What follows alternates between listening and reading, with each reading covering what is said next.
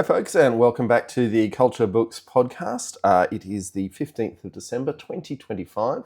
We've got the Christmas tree up, so we're hoping you are festive and merry this festive season, despite the overwhelming doom evidence of the world. My name is John. I'm joined by... Sheridan. Now, if you are for some reason new to this podcast, the way it works is we have a book by Ian M. Banks, and we read it, and A culture book. a culture book, yes, and then we go back and we recapitulate what we've drawn from the chapter for your benefit, and we're currently in the book State of the Art. We've done the first short story, A Gift from the Culture. We're now doing the enormously bigger short story, The State of the Art, which is going to confuse our naming significantly. So this is season 4 of the Culture Books podcast, episode 2, but chapter 1 of the short story State of the Art. Ian M. Banks keeps doing these horrible things to us with these namings. And Sheridan, your microphone's on the wrong way. Well, I'm not the technical person in this. There we go. Okay. And it actually, for anyone who's only just tuned in, I am not allowed to read ahead in the books nor do any research. So if I sound like an idiot, it's because I'm not a sci-fi fan, can do no research, and have never read these books in my life. So Sheridan is the noob, so she has the valuable opinion, whereas I'm merely the nerd, of which there are a great many.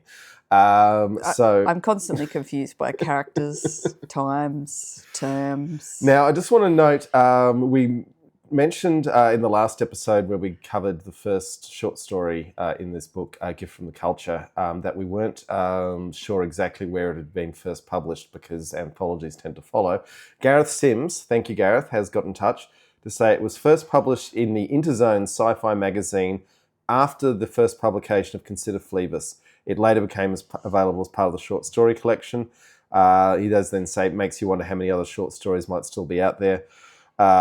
Yeah, I think if the estate had one, they'd probably have packaged it up somehow. But thank you very much, Gareth, for helping us out with that. Presumably back too, when you could probably get paid to send your short stories to a magazine. Oh, yeah, no, people made a living sending their short stories to magazines. No more. No more. All gone. It's like everything. There's just no pipeline for young people to enter industries at all anymore. No. Yeah, we've pulled up the drawbridge. Chugging their stuff on Medium and hoping that something might come out Someone of it. will love them. Oh my.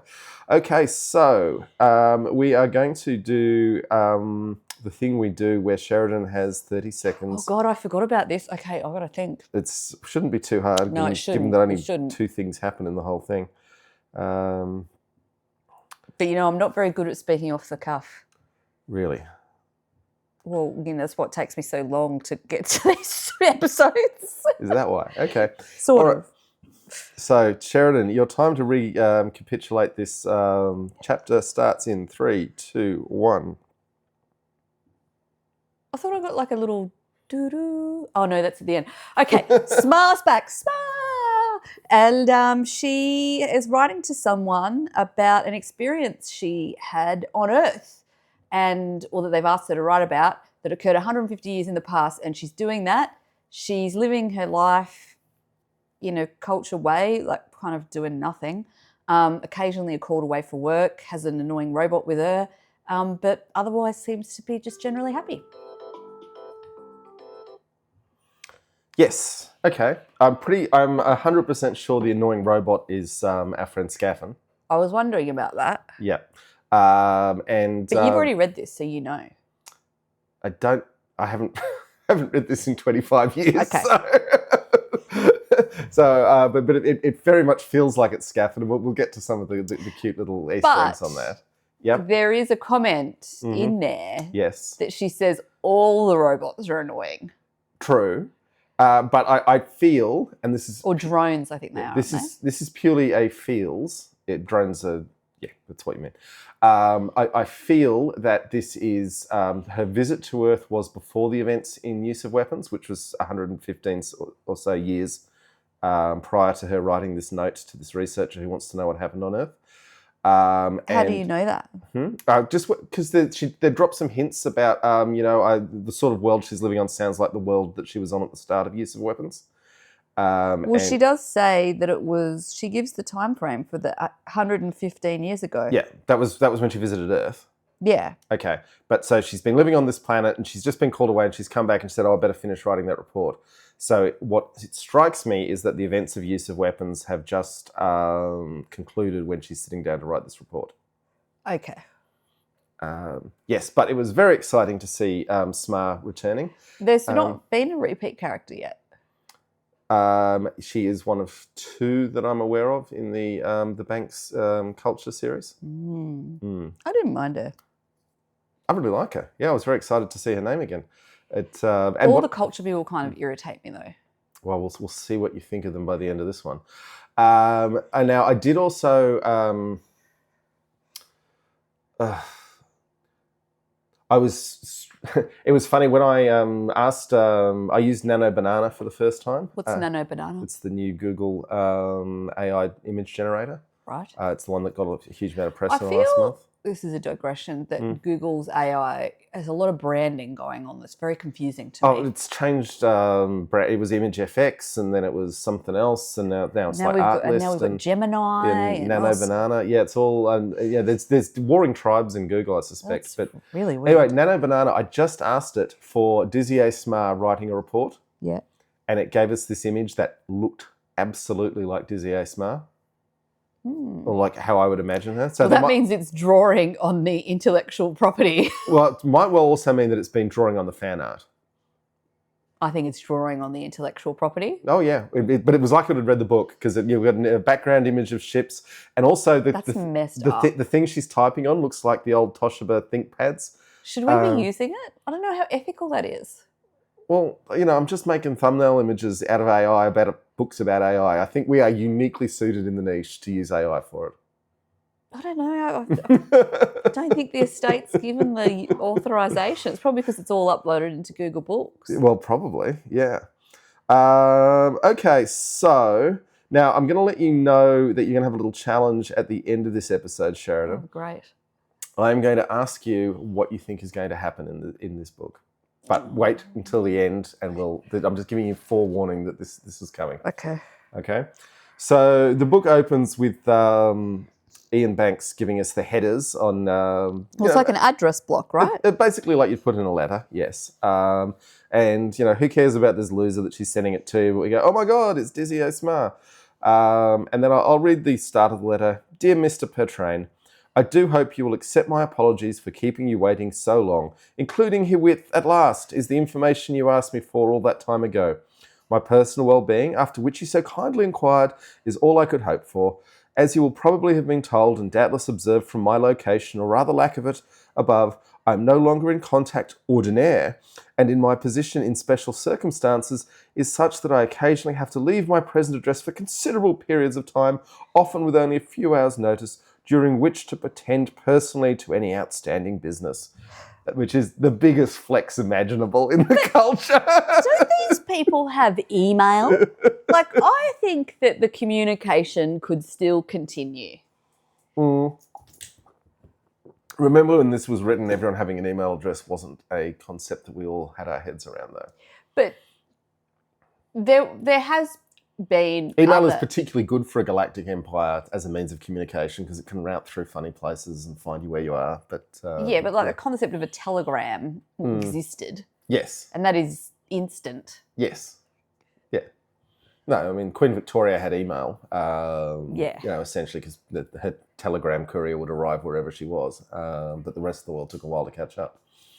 Anyway, I just sort of took her as being like, yeah, this isn't really important to me. Oh, there's a huge amount of your query wasn't important to me, but I've finally gotten around to it, and you should be quite grateful for that because I just love it's even italicized the word ordinaire here, so it's like oh no, I'm no longer in contact ordinaire. I'm in special circumstances, darling.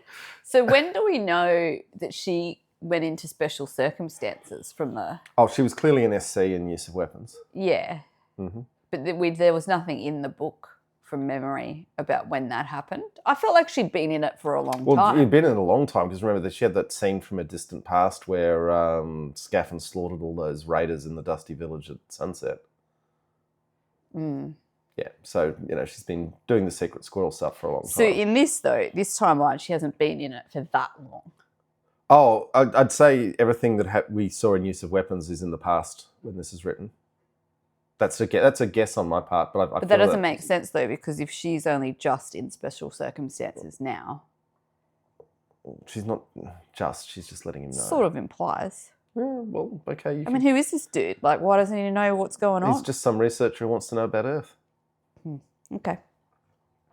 Whew, okay, I've been grilled. I've found the answer acceptable. Okay, and then we get a little line about drones here.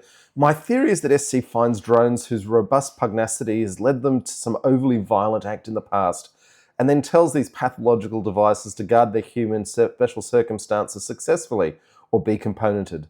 But that is by the by. I mean, it's pretty brutal, this idea that they could be componented. That's like a death sentence. That's very unculture. But they're not.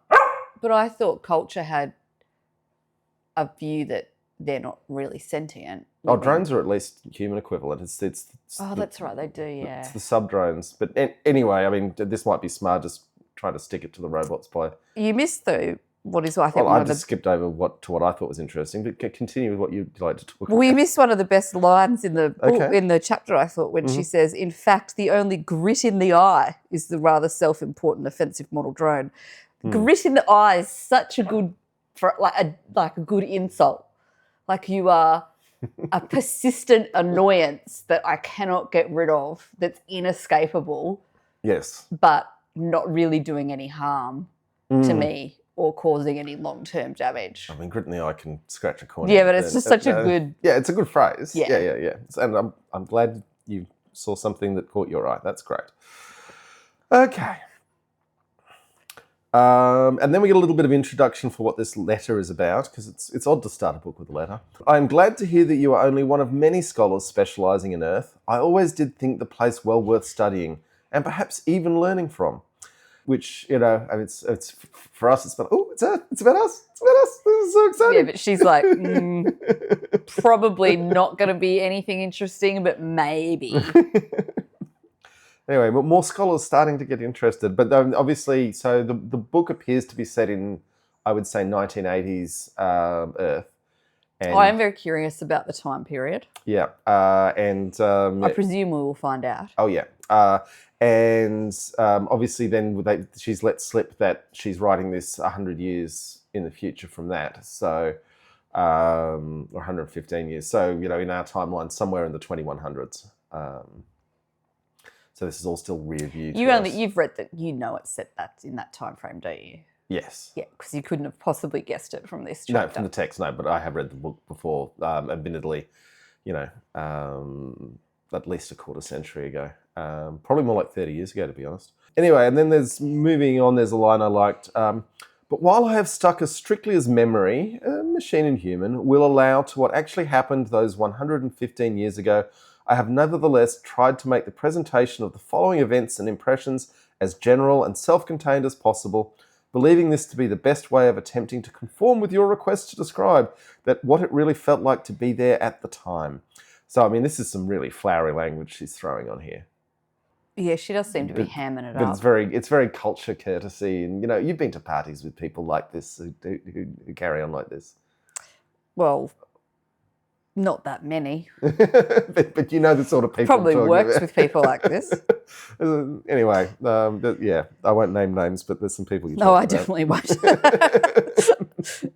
But it's an inherently upper class way of speaking. Yes. And I don't think that is an accident that Ian Banks is using. So is the whole book or novella? Story, yeah. Her recollection through the letter? Yes. But it's well, actually, it's not really through the letter, is it? Because she uses. It's going to move to a more first-person style. Yeah. So, and I mean, they set it up here, and sorry, you're probably getting into it, but where she's like, they record stuff, and when that's happened, she uses the brackets. Yeah. Mm-hmm. Yes. I was like, oh, better pay attention to that. Pay attention to those parentheses. Yeah.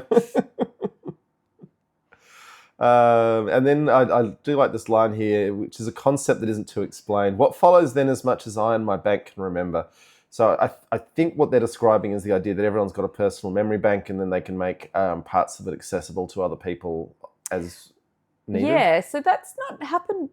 That's not come up before, has it?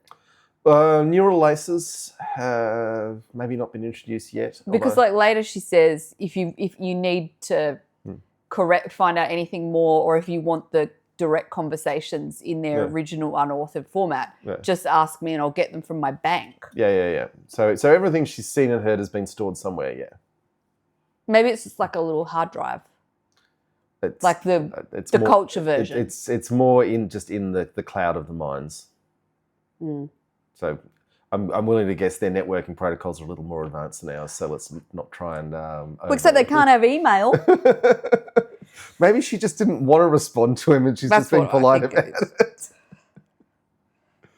Now we do get the name of the ship involved, the Arbitrary. So she's saying she was most pleased to receive his news about the Arbitrary and its escapades.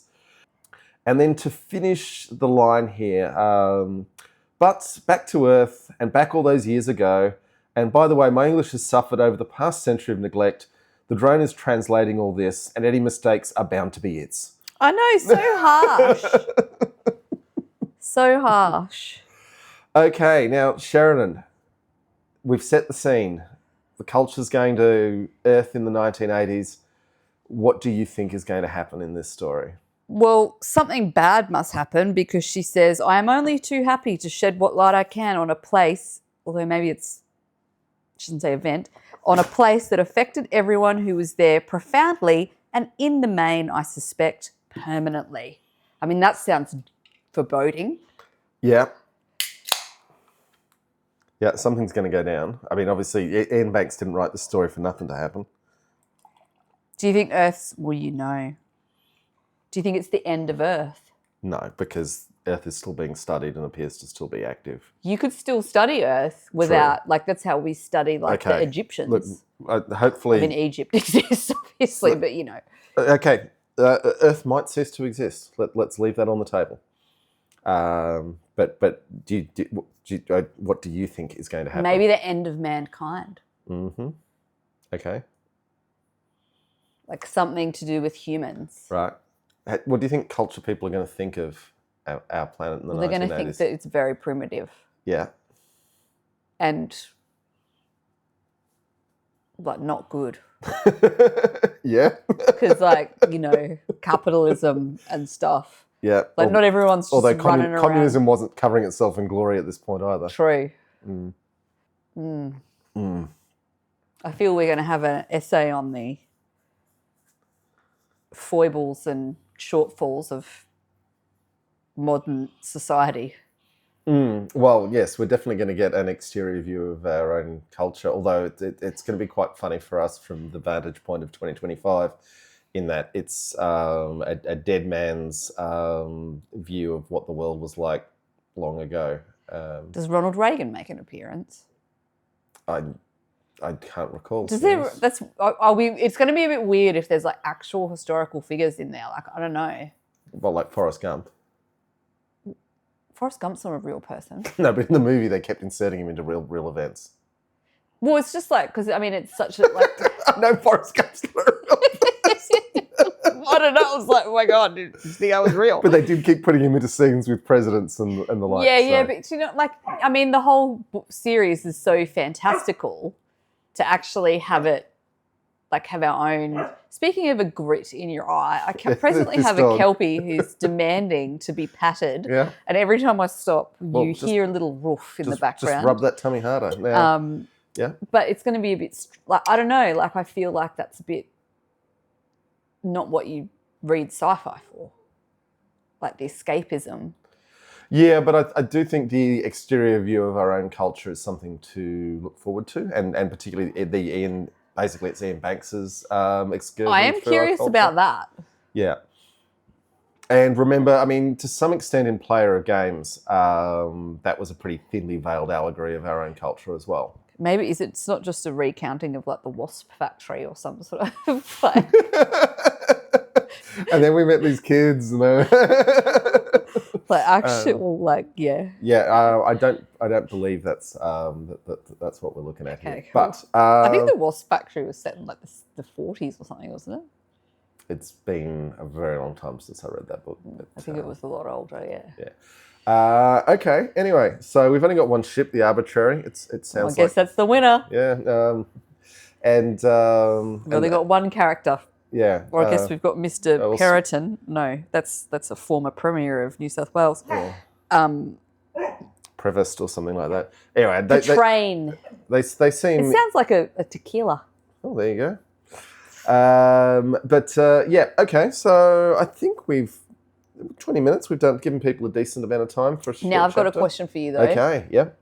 I've noticed that the chapters are in multi-parts. So like chapter 2 is 2.1, 2.2, 2.3. We're going to blast through all the way through 2. So we're just, okay, because, all right, cool. Good to know. I will prepare. Okay. I am on leave. Things might go faster. Look, we might even record an episode from our holiday destination, but we'll see. Yeah, we're going to the Gold Coast. Well, don't promise people the Gold Coast if you can't. Oh no, I reckon Sheridan. we can do it. Okay. All right. I better pack the microphones then. Yep. Okay. So, folks, read up on chapter 2 of the short story, "The State of the Art," for the next episode, and we might be coming to you before the end of the year, so it might not be the last one. Woohoo! Okay. We'll see what happens. But anyway, we hope you are all doing okay, despite the best efforts of mankind to make things go badly. And all right. See you, Ian folks. says bye. I say bye.